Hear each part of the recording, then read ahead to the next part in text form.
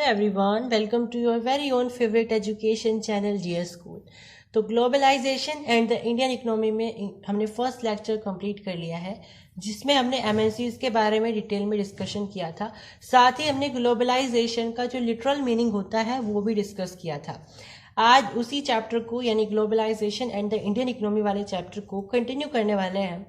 और मैंने आपको बताया था कि ग्लोबलाइजेशन के कुछ एजेंट्स होते हैं, जिसमें एमएनसीज आते हैं, लिबरलाइजेशन आता है, फॉरेन ट्रेड आता है और टेक्नोलॉजी आता है। टेक्नोलॉजी तो आप खुद से भी लिख सकते हैं कि टेक्नोलॉजी आप मान सकते हो जो साइंस में एडवांसमेंट हो रहा है, उससे मास कम्युनिकेशन बढ़ गया है, तो ये सब होता है जो कि आपके सिलेबस में है भी नहीं। बट आप अगर ये एग्जाम में आता है कि आप एजेंट्स को डिस्कस करिए, तो आप टेक्नोलॉजी को एक एजेंट मान करके उसको डिस्कस खुद से कर सकते हो। बाकी रही एमएनसीज की बात, फॉरेन ट्रेड की बात और लिबरलाइजेशन की बात, तो हमने एमएनसीज के बारे में बिल्कुल डिटेल में डिस्कशन कर लिया था। आज के इस लेक्चर में हम फॉरेन ट्रेड के बारे में डिस्कशन करने वाले हैं और लिबरलाइजेशन के बारे में। तो फॉरेन ट्रेड क्या होता है, आप नाम से ही पहचान सकते हो। फॉरेन ट्रेड का मतलब क्या है? वो ट्रेड या वो व्यापार जो आप विदेश में कर रहे हो या फिर अपनी कंट्री के बाहर कर रहे हो। इसका मतलब क्या है? आपने अपने लोकल एरिया में बैठ करके वो सामान बनाया है और फिर आप उसको बेचने के लिए बाहर वाली मार्केट में गए हो, इंटरनेशनल मार्केट में आप गए हो, इसे आप फॉरेन ट्रेड बोल देते हो, राइट। अब ये जो फॉरेन ट्रेड होता है, इससे आपको दो फायदे मिलते हैं। एक तो ये कि आपके जो नेटिव प्रोडक्ट्स हैं, आपका जो क्राफ्ट है, वो बाहर के देशों में बिल्कुल नया होगा, तो आप उसको महंगे दाम में बेच सकते हो क्योंकि वो उन लोगों के लिए नया हो। एग्जाम्पल के लिए क्राफ्ट का एग्जाम्पल ले लीजिए। अगर आप यहाँ पे इंडिया में हैं तो आपके यहाँ पे बैम्बू का जो क्राफ्ट बनेगा वो बहुत यूनिक होता है। बाकी के बहुत सारे देश ऐसे हैं जहाँ पे बिल्कुल नया होगा, तो आप उस सामान को बहुत महंगे दामों में बेच सकते हो, जिससे आपको डबल ट्रिपल प्रॉफिट हो जाएगा। यानी आपको इससे मनी तो 100% मिल ही जाएगी एक्स्ट्रा। दूसरा जो इसका बेनिफिट होता है वो ये होता है कि इससे जो आपकी मार्केट थी, वो लोकल मार्केट जो आपकी पहले थी, जब आप अपने देश में बैठ करके अपना सामान बना और बेच रहे थे, तब आपकी जो लोकल मार्केट थी अब वो बढ़ जाएगी और वो इंटरनेशनल मार्केट बन जाएगी। इससे क्या होगा? आपकी जो मार्केट है वो इंटीग्रेट हो रही है। मैंने इंटीग्रेट होने का मतलब आपको पहले भी बताया था, यानी आप जो पहले छोटा सा स्टेप कर रहे थे उससे आप बहुत बड़ी स्केल पर पहुंच गए हो अब, है ना। तो फॉरेन ट्रेड से आपका क्या होगा? आप ना केवल अपनी लोकल मार्केट में बल्कि आप इंटरनेशनल मार्केट में भी अपना सामान बेच सकोगे, जिससे आपको बहुत फायदा होगा। अब इस फॉरेन ट्रेड की क्या क्या एडवांटेजेस होती हैं? ये जो फॉरेन ट्रेड होता है, इसकी एडवांटेजेस प्रोड्यूसर्स को भी होती है, साथ के साथ बायर्स को भी होती है। प्रोड्यूसर्स मतलब जो उस सामान को बना रहे हैं, और बायर्स मतलब जो उस सामान को खरीद रहे हैं। अब किस तरीके से प्रोड्यूसर्स को और बायर्स को फॉरेन ट्रेड का फायदा होता है वो देख लेते हैं। सबसे पहला बेनिफिट तो यही हो जाएगा कि आपका जो सामान है अब वो इंटरनेशनल मार्केट में जाएगा, जिससे आपको बहुत ज्यादा प्रॉफिट होगा, जो मैंने अभी डिस्कस किया इंटीग्रेशन ऑफ मार्केट वाले पॉइंट में। अब फॉरेन ट्रेड से क्या होगा? ना केवल जो प्रोड्यूसर्स हैं वो अपनी लोकल मार्केट में सामान बेचेंगे, बल्कि अब वो इंटरनेशनल मार्केट में जितनी दूसरी सिमिलर कंपनीज हैं उनके जैसी, उनसे compete भी करेंगे। मतलब अब उनका कंपटीशन भी हो जाएगा उनके साथ, है ना। हेल्दी कंपटीशन हो जाएगा, क्योंकि अभी तक वो क्या कर रहे थे? अपने देश में रहकर ही अपना सारा का सारा सामान जो है बेच रहे थे। अब जैसे ही फॉरेन ट्रेड की तरफ वो जाएंगे, तो वो बाहर की दूसरी जो कंपनियां होंगी देश विदेश की, उनको देखेंगे कि भाई ये हमारे जैसा प्रदर्शन कर रही है, तो आगे हमें ऐसा अच्छा प्रोडक्ट बनाना है कि हमारी जो कंपनी है इस फलानी कंपनी को पीछे छोड़ दे, यानी compete कर सके उसके साथ।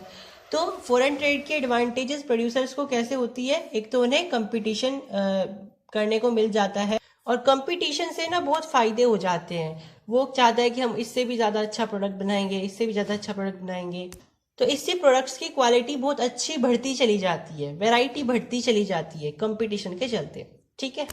साथ में कॉस्ट ऑफ प्रोडक्शन भी रिड्यूस हो जाता है। मतलब कि जिस कॉस्ट में आप प्रोडक्शन कर रहे थे अपने देश में रहते हुए, अब वो कॉस्ट ऑफ प्रोडक्शन घट जाता है। कैसे घटता है कॉस्ट ऑफ प्रोडक्शन? मैंने आपको लेक्चर नंबर 1 में बताया था। क्योंकि आप अगर विदेश विदेश में प्रोडक्शन करोगे जा जा करके, तो आपको आपका जो पैसा है वो बच जाएगा। जैसे चाइना में आप सस्ती जमीन पे मैन्युफैक्चरिंग कर सकते हो, तो वो जमीन जो आप अपने देश में बहुत महंगे दाम पे ले रहे थे, वो चाइना में सस्ते दाम पे मिल जाएगी मैन्युफैक्चरिंग के लिए। तो अलग अलग देश में अलग अलग तरह की जो है फैसिलिटीज होती हैं, जो बाकी देश से सस्ती मिल जाती है और बढ़िया क्वालिटी में मिल जाती है। तो अगर आप वेरियस जगह पे जा करके अपना प्रोडक्शन सेट करोगे तो इससे बहुत अच्छा फ़ायदा हो जाता है। इससे आपका जो कॉस्ट ऑफ प्रोडक्शन है वो घट जाता है, यानी कि आपको पैसा कम लगाना पड़ता है और आपको फिर वही चीज़ मिल भी जाती है, यानी कि आपको वो चीज़ मिल भी रही है लेकिन आपको पैसा भी कम लगाना पड़ रहा है। तो इससे ट्रेड जो फॉरेन ट्रेड है इससे ये भी फ़ायदा हो जाता है। अब ये तो फायदे थे प्रोड्यूसर्स के लिए, यानी जो प्रोडक्ट्स को बना रहे हैं। अब बायर्स को क्या क्या फायदे होंगे? बायर्स मतलब जो सामान को खरीदने वाले। अब जैसा कि मैंने आपको बताया है कि फॉरेन ट्रेड से क्या होता है, कंपनीज के बीच में कंपटीशन बढ़ जाता है। अब जैसे ही कंपटीशन बढ़ेगा ना, एक कंपनी क्या सोचेगी, मैं दूसरी कंपनी से अच्छा सामान बना करके लाऊं, है ना, क्वालिटी और अच्छी कर सकूं, बेहतर कर सकूं। तो इसी चक्कर में क्या होता है, कंपनीज बहुत अच्छा सामान बनाने लगती है। अब सामान तो अच्छा बनाने लग गई, क्वालिटी अच्छी बनाई ताकि हमारी कंपनी में लोग आए सामान खरीदने के लिए। लेकिन फिर साथ में उन्हें क्या करना पड़ता है ना, दूसरी कंपनी के मुकाबले अपना जो सामान है वो सस्ते दाम पे रखना पड़ता है, क्योंकि जो बायर होते हैं उन्हें क्या चाहिए, उन्हें सस्ते दाम पे वही बढ़िया सामान चाहिए, यानी क्वालिटी भी होनी चाहिए लेकिन चीप भी होना चाहिए, सामान सस्ता भी होना चाहिए। तो ऐसे में क्या होता है, बहुत जब एक ही तरह की कंपनीज बहुत सारी हो जाती है जो एक ही तरह का प्रोडक्ट बना रही है, तो वो क्या करती है, एक दूसरे से कंपटीशन के चलते अपनी क्वालिटी भी बढ़ाती है और साथ के साथ जो प्राइस है उसको कम कर देती है, ताकि जो कंज्यूमर्स है या जो बायर्स है वो हमसे ही सामान खरीदे। तो इसमें बायर्स को क्या फायदा होता है, एक तो उन्हें क्वालिटी बढ़िया मिल जाती है, हर सामान की क्वालिटी अब बढ़िया आएगी। दूसरी बात ये होती है उन्हें सस्ते में मिल जाती है। तीसरी बात ये होती है कि उन्हें बहुत सारी चॉइस भी मिल जाती है, यानी अगर एक ही तरह की कंपनियां बहुत सारी होंगी तो उनकी मर्जी है वो कोई सी कंपनी से खरीद सकते हैं, यानी अब उनके पास जो है चॉइस बहुत ज़्यादा हो जाती है, वैरायटी बहुत ज़्यादा हो जाती है। तो ये तो थे एडवांटेजेस ऑफ फॉरेन ट्रेड। अब देख लेते हैं कि फॉरेन ट्रेड का डिसएडवांटेज क्या होता है। अब इसको ना एक एग्जाम्पल से समझते हैं डिसएडवांटेज को। मान लीजिए हमारे देश में एक कंपनी थी, ठीक है, वो कोई भी प्रोडक्ट, मान लीजिए जूते की कंपनी थी, मान लीजिए शूज की कंपनी थी, शूज बनाने की कंपनी थी। अब क्या हुआ, बाहर से कोई एक कंपनी आई और उसने फॉरेन ट्रेड करना शुरू कर दिया हमारे देश में आकर के। उसने क्या किया, इतना ज़्यादा एक्सपेंड करा, मतलब कि अपने जो प्राइसेस थे वो भी कम कर दिए, क्वालिटी इतनी ज़्यादा बढ़ा दी। तो इससे क्या हुआ, जितने भी हमारे देश के लोग थे वो बाहर वाली कंपनी जो हमारे देश में बेचने आई थी शूज़, उससे ही खरीदने लगे। यानी कि इतना ज़्यादा इन्फ्लुएंस हो गया उसका कि सारे के सारे जो लोग थे, जितनी भी जनता थी या जितने भी बायर्स थे, वो सारे उसी कंपनी से खरीदने लगे अपने शूज़। अब जो हमारी लोकल कंपनी थी जो हमारे देश में ही थी पहले, उससे कोई भी नहीं खरीद रहा है, तो वो क्या हो जाएगी, वो पेरिश हो जाएगी।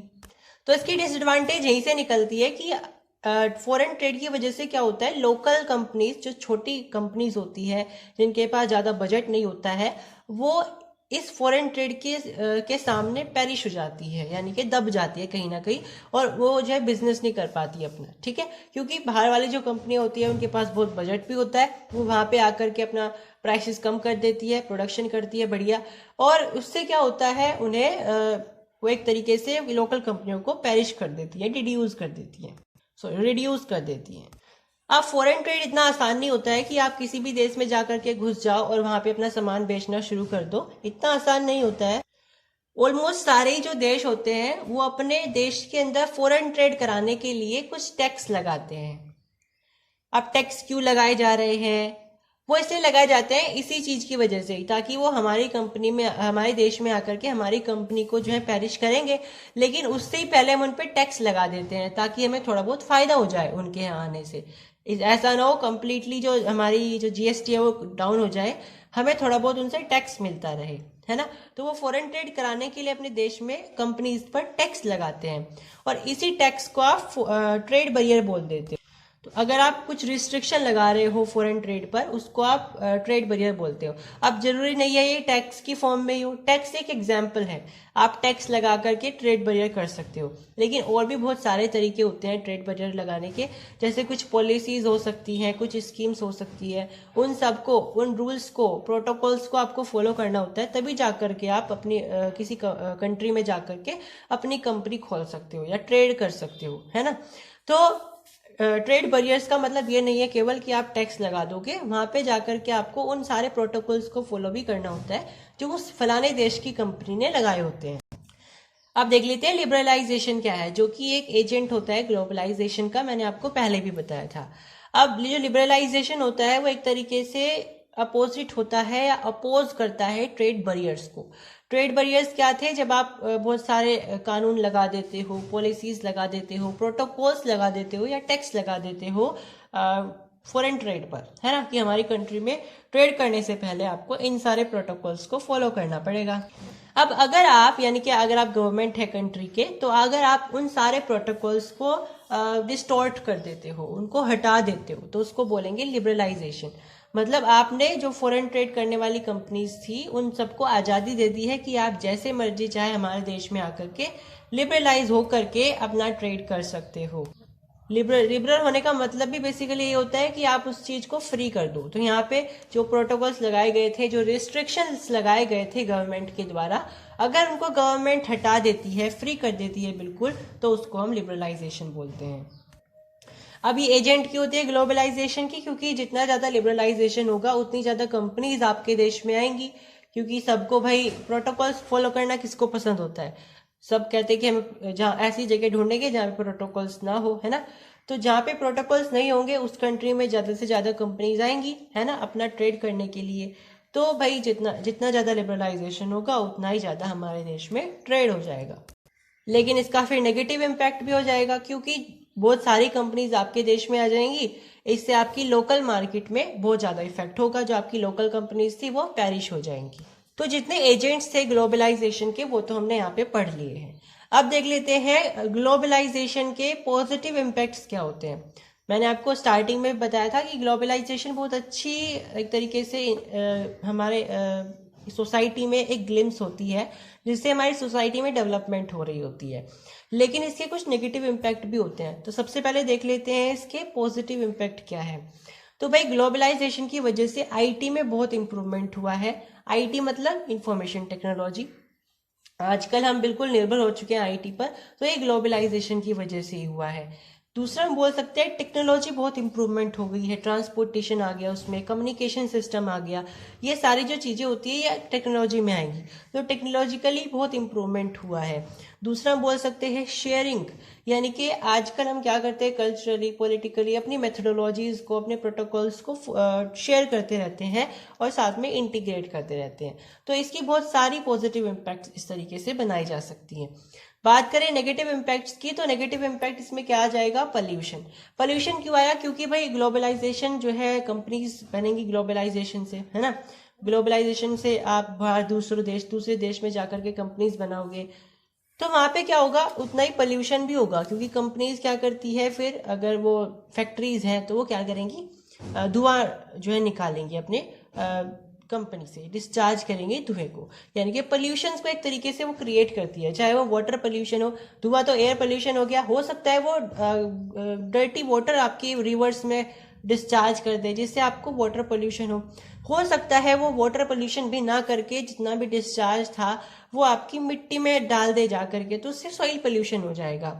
अगर सॉइल पोल्यूशन भी नहीं हो रहा है तो फिर नॉइज पोल्यूशन भी हो जाए। नॉइज पोल्यूशन तो होगा ही होगा, क्योंकि जो आपके वहां पे बड़ी बड़ी मशीनरीज होंगी वो बहुत शोर करके, नॉइज करके अपना काम करती होंगी, तो उससे नॉइज पोल्यूशन हो जाएगा।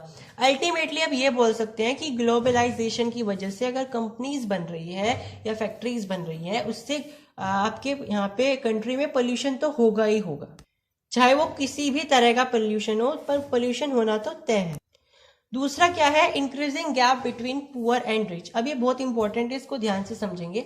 अब ग्लोबलाइजेशन से क्या होता है, जो लोग अमीर होते हैं वही ग्लोबलाइजेशन का अच्छे से फायदा उठा सकते हैं, क्योंकि उनके पास बजट होता है इतना, वो दूसरे देश में जाकर के फॉरेन ट्रेड कर सकते हैं, उनके पास और ज्यादा पैसा आता चला जाएगा। लेकिन जो गरीब लोग हैं वो तो भाई लोकल लोग हैं, उनके पास इतना पैसा नहीं है कि वो फॉरेन ट्रेड कर सके, वो तो वही लोकल मार्केट में रहेंगे, तो उनके पास जितना थोड़ा बहुत पैसा था उससे वो बेचेंगे। लेकिन क्योंकि उसी देश में फिर बाहर की कंपनी आकर के उनकी कंपनी को पेरिश कर देगी, तो जो गरीब लोग थे वो और ज्यादा गरीब हो जाएंगे, क्योंकि अब उनसे कोई सामान नहीं खरीदेगा। सस्ता वो कर नहीं सकते, क्योंकि उन्हें इतनी लागत ही आ रही है, वो बचत कहाँ से करेंगे फिर। तो इन सब से क्या होता है, जो गरीब है वो और ज्यादा गरीब होता चला जाता है, और जो अमीर लोग हैं जिनके जो ग्लोबलाइजेशन का सही ढंग से उपयोग कर पा रहे हैं, वो और ज़्यादा अमीर होते चले जाते हैं। इससे क्या होता है, गरीब और अमीर में बहुत गैप आने लगता है ना।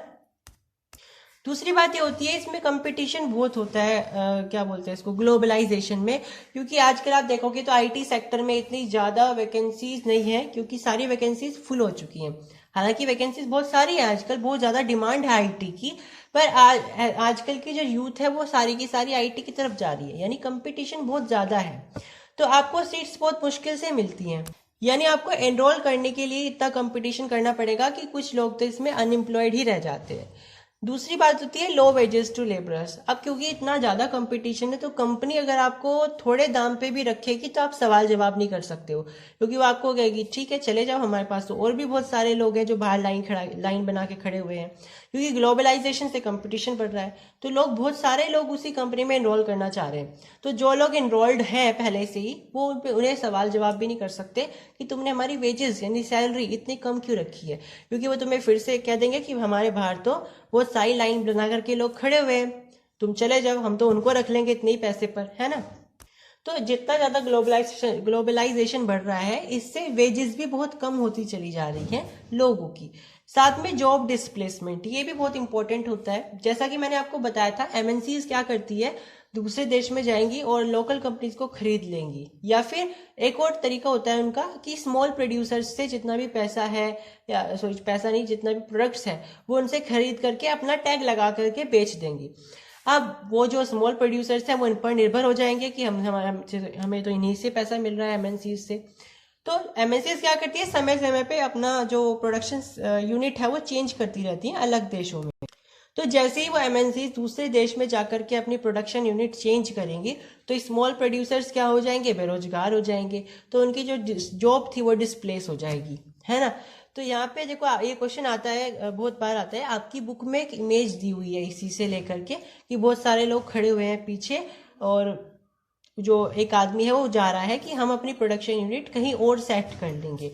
तो यहाँ पे जो यही बताया जा रहा है कि एमएनसीज क्या करती है, वो समय समय पे अपनी जो प्रोडक्शन यूनिट है यानी अपनी फैक्ट्रीज हैं वो बदलती रहती हैं अपने फायदे के अनुसार। तो जो लोग उन्हीं कंपनीज पर निर्भर हो चुके होते हैं वो अनएम्प्लॉयड हो जाते हैं, उन पे बहुत बुरा इफेक्ट पड़ता है।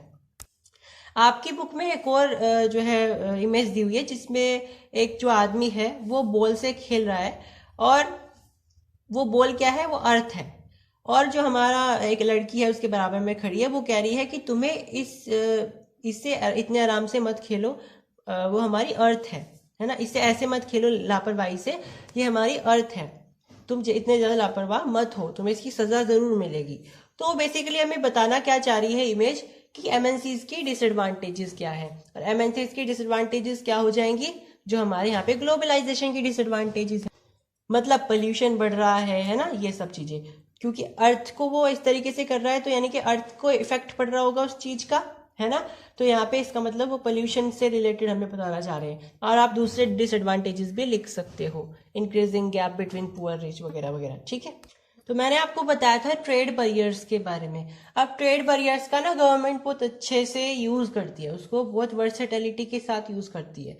मान लीजिए उनकी जो कंट्री है वो अभी वो चाहते हैं कि हमारी कंट्री इस लायक हो जाए कि वो दूसरी कंट्रीज के जो कंपनीज हैं उससे compete करे, तो वो पहले अपनी कंपनीज को, अपनी लोकल कंपनीज को समय देंगी कि वो इस लायक हो जाए, उसके बाद फिर उनको अलाउ करेंगी। तो ऐसे में वो ट्रेड बैरियर्स का बहुत अच्छे से इस्तेमाल कर सकते हैं, जैसे भारत वालों ने भी किया था।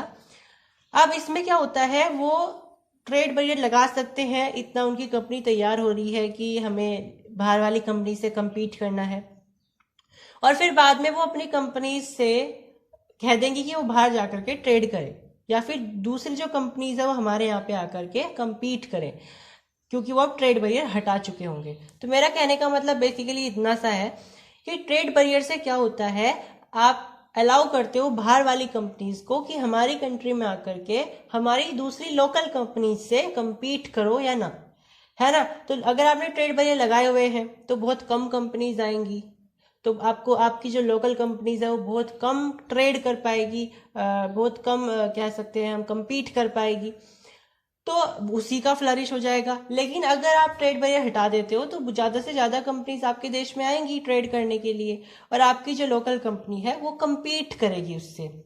अब ऐसे में हो सकता है आपकी कंपनी पेरिश हो जाए।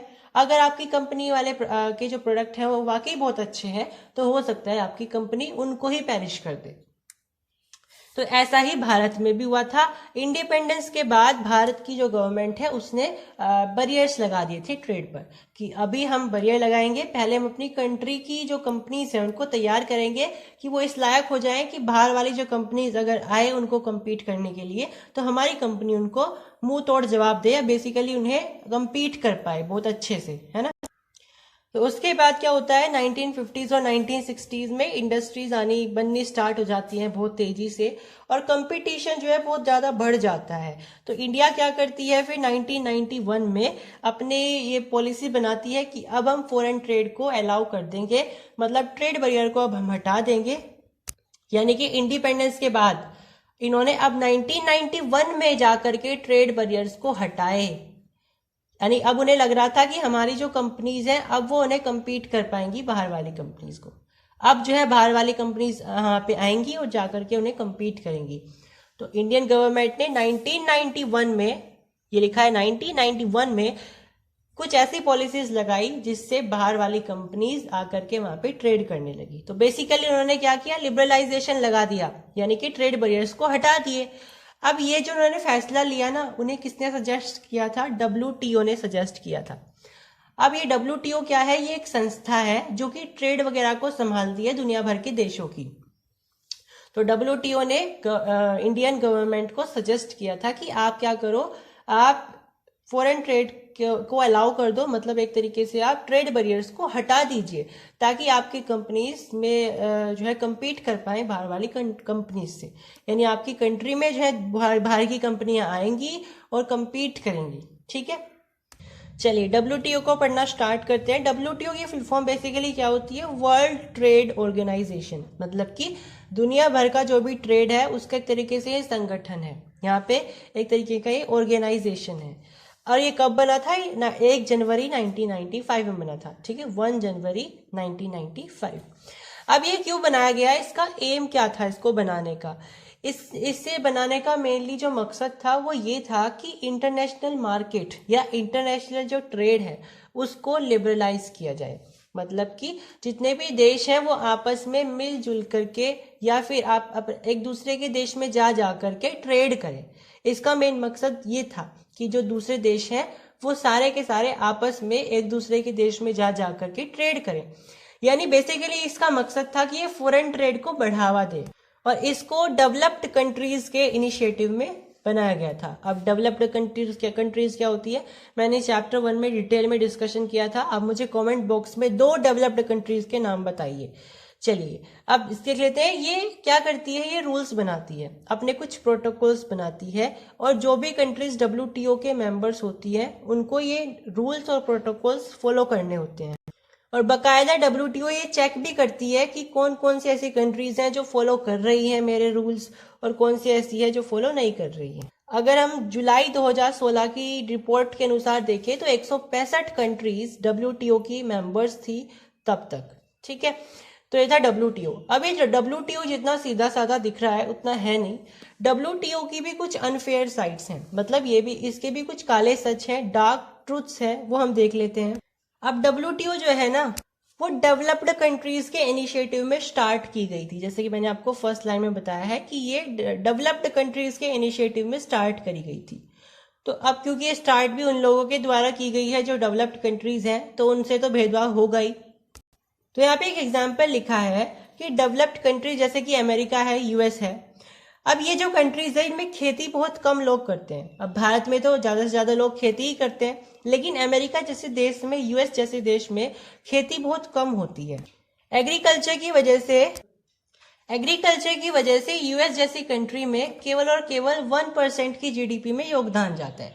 मतलब उनकी जितनी भी GDP है उसमें से केवल 1% ही एग्रीकल्चर की वजह से आती है। और अगर बात करें एम्प्लॉयमेंट रेट की तो 0.5, मतलब आधी % ही ऐसी वहाँ पे जनसंख्या है जो एम्प्लॉयड है केवल खेती की वजह से। मतलब बहुत कम लोग खेती में इनरोल्ड हैं, एग्रीकल्चर में इनरोल्ड।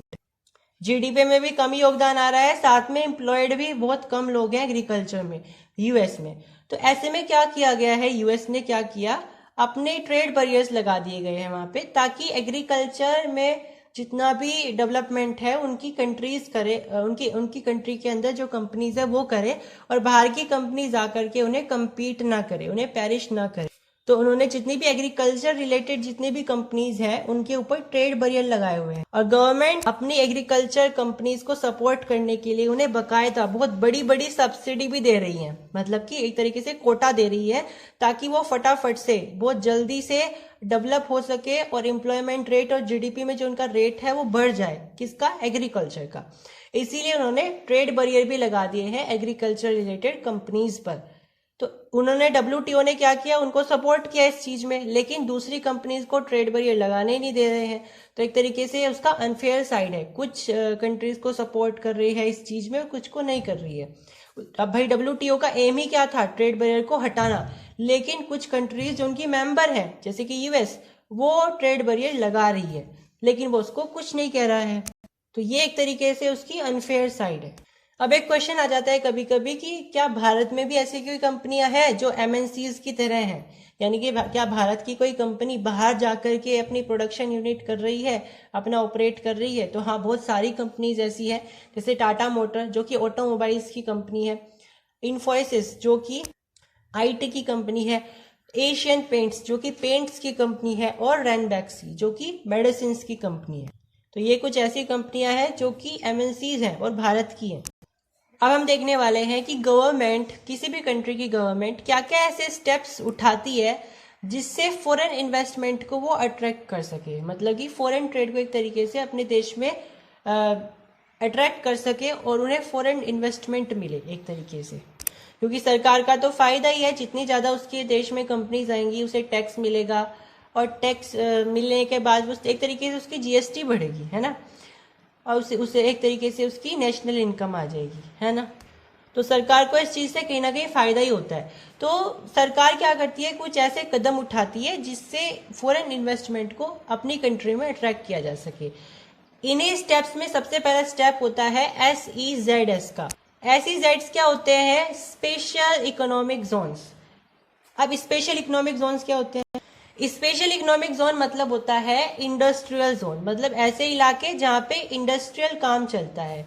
तो गवर्नमेंट क्या करती है, कुछ ऐसे एरियाज को इंडस्ट्री से रिलेटेड डेडिकेट कर देती है जो बस इंडस्ट्रियल एरिया ही कहलाएंगे अब, मतलब वो जो पूरा जोन है वो इंडस्ट्रियल ही कहलाएगा। तो ऐसे एरिया जहाँ पे केवल इंडस्ट्रियल जोन होगा, इंडस्ट्रियल काम चलेंगे, ऐसे एरियाज को आप स्पेशल इकोनॉमिक जोन्स का नाम दे देते हो। अब ये जो एरिया होते हैं ऐसे वैसे एरिया नहीं होते हैं, इन एरियाज में बहुत अच्छी अच्छी फैसिलिटीज होती हैं, जैसे ट्रांसपोर्ट की बढ़िया फैसिलिटी होगी, ताकि कंपनी जो सामान बनाए उसे ट्रांसपोर्ट करने में ज़्यादा मतलब एक तरीके से टाइम ना लगे, है ना। ट्रांसपोर्ट की फैसिलिटी होगी, इलेक्ट्रिसिटी, वाटर, रोड, है ना, स्टोरेज, रिक्रिएशनल और एजुकेशनल फैसिलिटीज भी होगी। अब ये जो कंपनीज हैं जो SEZs वाले एरिया में अपना प्रोडक्शन सेट करने वाली है, इन्हें एक और फायदा हो जाता है कि उन्हें 5 साल तक कोई टैक्स नहीं पे करना पड़ता। यानी अगर वो इसी साल आई है तो इनिशियली जो 5 साल उनके होंगे, शुरू के जो 5 साल होंगे, उन 5 सालों में उन्हें कोई भी टैक्स पे नहीं करना पड़ेगा। गवर्नमेंट ने उनको इतनी छूट दे दी। मतलब एक तो ये हो गया कि उनके लिए SEZs बनाओ, उसमें हर तरीके की फैसिलिटीज करो। दूसरा ये भी हो गया कि उन्हें अब टैक्स भी पे नहीं करना पड़ेगा शुरू के 5 साल तक।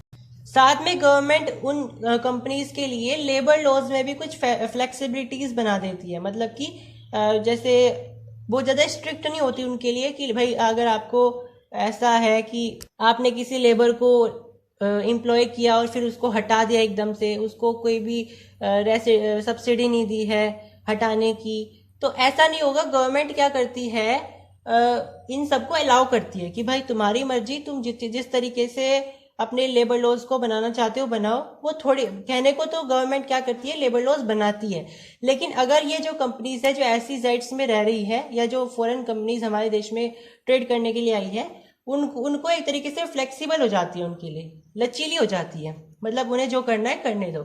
यानी नाम के लिए बहुत सारे लॉज लगे होते हैं पर उनको वो कुछ नहीं कहती है। क्यों नहीं कह रही है? क्योंकि एक तरीके से इसमें गवर्नमेंट का ही फायदा हो रहा है कि बाहर की जितनी ज्यादा कंपनीज हमारे देश में आएंगी तो वो उनके लिए फायदा है। और कंपनीज जो है उसी एरिया में आएंगी जहाँ पे उन्हें कम प्रोटोकॉल्स को फॉलो करना पड़े। तो भारत में बहुत सारे लेबर लॉज तो हैं, लेकिन कंपनी जो क्या गवर्नमेंट क्या करती है, कुछ लॉज को फ्लेक्सिबली ले लेती है। और ऐसे ही लॉज में आते हैं लेबर लॉज, यानी कि गवर्नमेंट क्या करेगी, लेबर लॉज में फ्लेक्सिबिलिटी शो करेगी कि आपको आपकी मर्जी, आप लेबर लॉज अपने अनुसार मॉडिफाई कर सकते हो, हम उसमें छूट दे रहे हैं आपको। अब लेबर लॉज में देखो क्या होता है, लेबर लॉज में सारे कानून आ जाएंगे लॉज वाले, सॉरी लेबर वाले, मतलब कि मजदूरी वाले, कि आपको कितने घंटे काम करवाना है, इससे ज्यादा घंटे काम नहीं करवाना है लेबर से, इतनी सैलरी तो मिनिमम होनी ही चाहिए, आप अगर उसे लेबर को डिस्प्लेस कर रहे हो तो उसको सब्सिडी दे दीजिए। चलिए अब देखते हैं कि ग्लोबलाइजेशन को हम और ज्यादा फेयर कैसे बना सकते हैं। और ज्यादा फेयर बनाने का मतलब क्या होता है कि हम ग्लोबलाइजेशन को पॉजिटिवली कैसे और ज्यादा ले सकते हैं, या बोले तो इसका पॉजिटिव इम्पैक्ट और ज्यादा कैसे फैला सकते हैं। तो इसमें गवर्नमेंट का सबसे बड़ा रोल होता है एक तो, यानी ग्लोबलाइजेशन को एक ऐसी स्केल पे हमें ऑपरेट करना चाहिए ताकि रिच और पुअर के बीच में एक डिस्टेंस ना बने। यानी ग्लोबलाइजेशन से रिलेटेड हमें ऐसी पॉलिसीज को लागू करना चाहिए ताकि जो गरीब लोग हैं वो भी उससे फायदा उठा सके। ऐसा ना हो गरीब गरीब होता जा रहा है, अमीर अमीर होता चला जा रहा है, उनके बीच में गैप होता चला जा रहा है। तो ऐसा ना हो करके कैसा हो कि गवर्नमेंट ऐसी पॉलिसीज लागू करे जिससे ग्लोबलाइजेशन गरीब और अमीर दोनों के लिए बहुत ज्यादा इंपॉर्टेंट हो जाए और बहुत अच्छा हो, दोनों के लिए गुड हो। दूसरा होता है लेबर लॉज, मतलब कि गवर्नमेंट को लेबर लॉज स्ट्रिक्टली लगाने चाहिए ताकि जो वर्कर्स हैं उनको फायदा हो सके। भाई लेबर लॉज क्या होते हैं, जैसा कि मैंने आपको बताया, लेबर लॉज में बेसिकली ये होता है कि लेबर को मिनिमम आपको वेजेस इतनी देनी है, इससे आपको कम वेजेस नहीं देनी है उनको, और ज्यादा घंटे काम नहीं करवाना, इतने फिक्स्ड घंटे होने चाहिए काम कराने के। तो ये बेसिकली वर्कर्स के राइट होते हैं, और अगर आप इसमें फ्लेक्सिबिलिटी दिखा रहे हो इसका मतलब आप वर्कर्स के राइट्स को डिमोलिश कर रहे हो। एक और हो सकता है जिससे गवर्नमेंट क्या कर सकती है, ग्लोबलाइजेशन को फेयर बना सकती है, वो तरीका होता है स्मॉल प्रोड्यूसर्स को सपोर्ट करना। इससे क्या होगा, जो गरीब लोग हैं, जो स्मॉल प्रोड्यूसर्स हैं, वो भी ग्लोबलाइजेशन का फायदा उठा पाएंगे। तो गवर्नमेंट को क्या करना चाहिए, जो स्मॉल प्रोड्यूसर्स हैं उनके लिए कोई सब्सिडी तैयार करनी चाहिए, पॉलिसीज तैयार करनी चाहिए ताकि वो भी compete कर सके और ग्लोबलाइजेशन का फायदा उठा सके। तो हमें यानी गवर्नमेंट को स्मॉल प्रोड्यूसर्स को फायदा करना चाहिए, सपोर्ट करना चाहिए। दूसरा तरीका हो सकता है एक और, जो कि फोर्थ तरीका है, डेट इज ट्रेड बैरियर। यानी हमें ट्रेड बैरियर लगा के रखने चाहिए, आप अपने अनुसार जो है इसको मॉडिफाई भी कर सकते हो। एक और तरीका हो सकता है जैसे WTO क्या करती है, कुछ कंट्रीज को ज्यादा डोमिनेशन देती है, कुछ को नहीं देती है, कुछ के साथ बहुत स्ट्रिक्ट होती है, कुछ को अलाउ करती है जो उन्हें करना है।